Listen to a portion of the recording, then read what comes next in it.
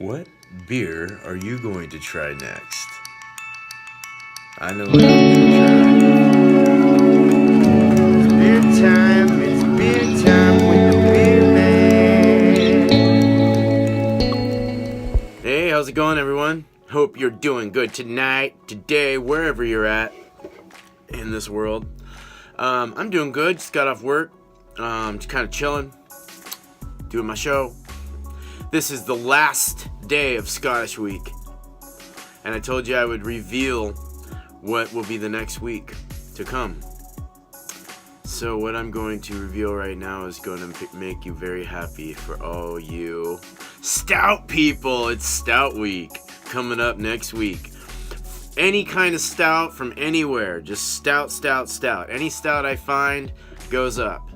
One a day. There you go. Right on.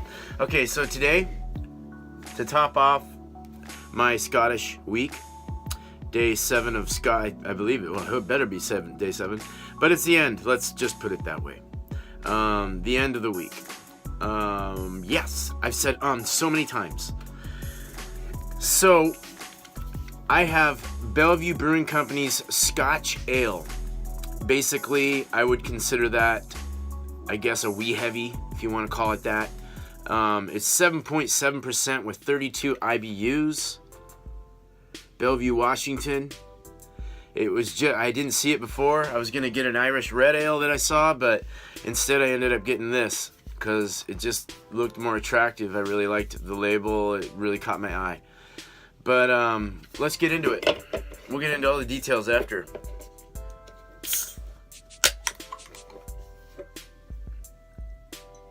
Ooh, a lighter copper.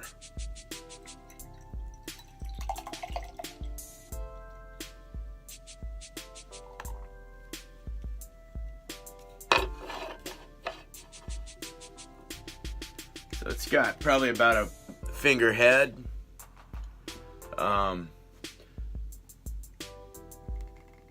My glass is not totally clean. That would be my fault. Anyway, I'm seeing bubbles and stuff stuck on the side. I don't know if that's a real good thing. But anyway, that's embarrassing. I do get a clarity and I get a rising carbonation that goes just under the head and pushes upward. It's got a clarity to it that's very nice clarity. It's a copper to red color. It's a copper color. Yeah, you got what I'm saying. A reddish copper, let's put it that way. The head is a creamy white, kind of satin-like. It looks really good. It looks delicious. It looks malty. Just looks awesome. Let's smell. Oh yeah, just a straight, sweet, malty punch right to the nose. Slight alcohol in there. I'm getting a hint of... Wait, hold on. I get a small floral hint, possibly from the hops. Usually they use a very small amount. A little more in the wee heavies and the scotches. Malty, caramel, straight up caramel maltiness.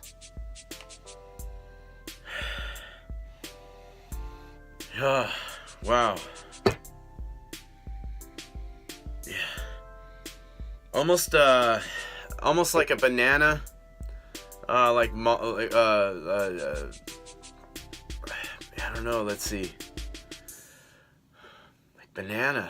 I kind of weird, like a weird caramel banana ester coming out of that. I don't know if I'm wrong by saying that. I think I'm getting more of a caramel. Let's go ahead and hold on a sec. Let me see if I can. Like caramel, a slight plumminess to it. Maybe that's what I'm getting.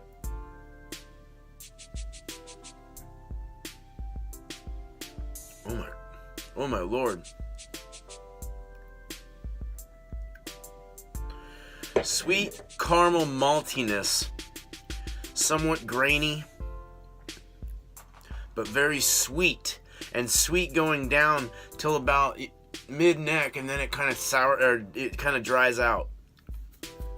Sweet caramel with kind of a plum.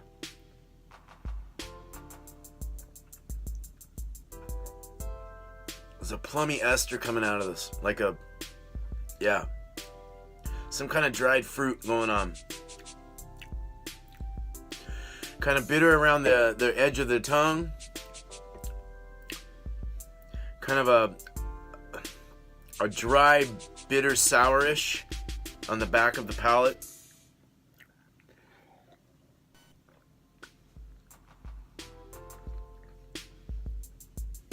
It's an alcohol presence all over the tongue when you spread it around. Wow. This is so good.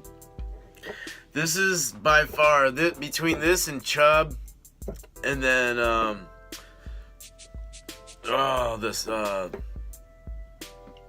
Skull Splitter, that was gnarly too.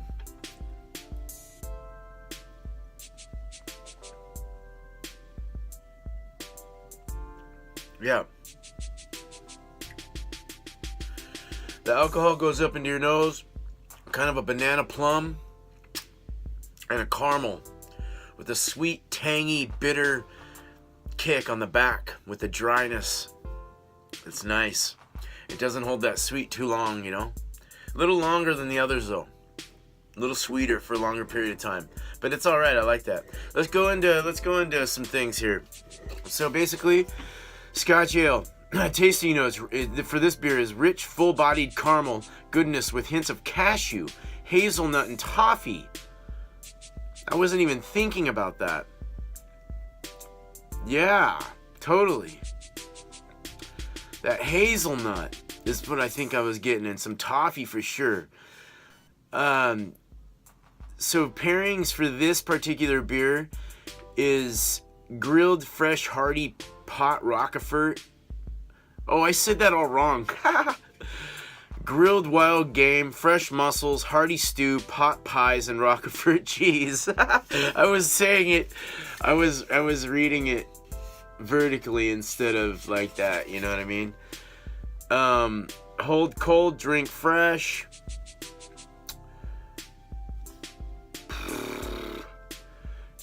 Hop bill was used, they used Bravo. I don't know anything about Bravo.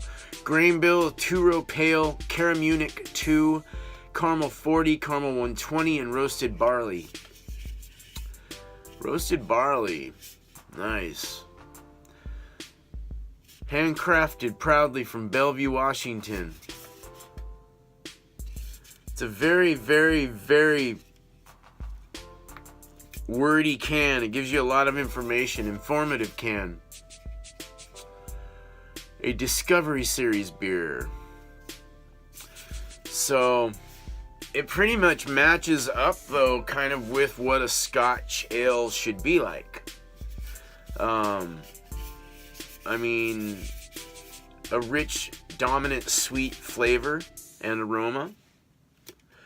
You got a light reddish brown to a very dark, so you know we're going kind of in the reddish copper. 6.2 to 8%. This is a 7.7. 15 to 30 on the color SRM. And this is definitely in that range. I've used 25 to 35 for this type of beer. I think I'm serving it in the, well, you guys served it in the thistle glass, 50 to 55 degrees Fahrenheit. And clarity should be clear. Carbonation medium. Rising bubbles. Alcohol noticeable and sometimes somewhat hot. It was definitely noticeable. I got that.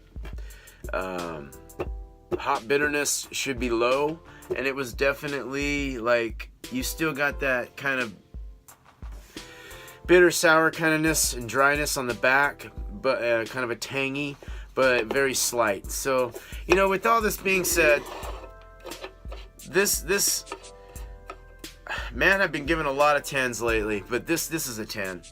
This is absolutely awesome. I would buy it again. Honestly, I'd probably even buy a 6-pack and sip on them all day long.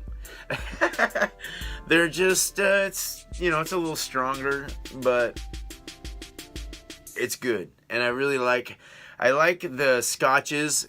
Just kind of an end of my week statement. I really like the scotches. I don't really like the lighter Scottish ales.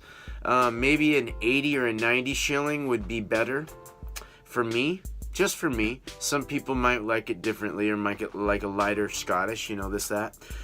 But that's just my preference. I preferably would rather have an IPA or a nice pale ale or something, but the scotches are definitely sweeter, more alcohol. They're tasty. They have there's a variety of flavors. I mean, it depends on what hops you're using and even what yeast you're using, that. But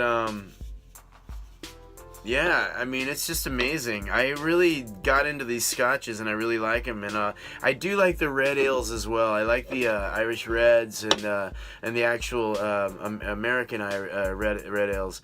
They're just hoppier, a lot of the same lines as an IPA, but a red colored beer for the most part. I you know, correct me if I'm wrong. I'm just saying that's what I've always got out of them. The American red ales, that is. But yeah, so back to this. This was good. I give it a 10. Thank you so much for watching. Thank you for putting up with my Scottish week. It was a difficult one for me myself. Even though I drink my IPAs and stuff after the show and do my thing.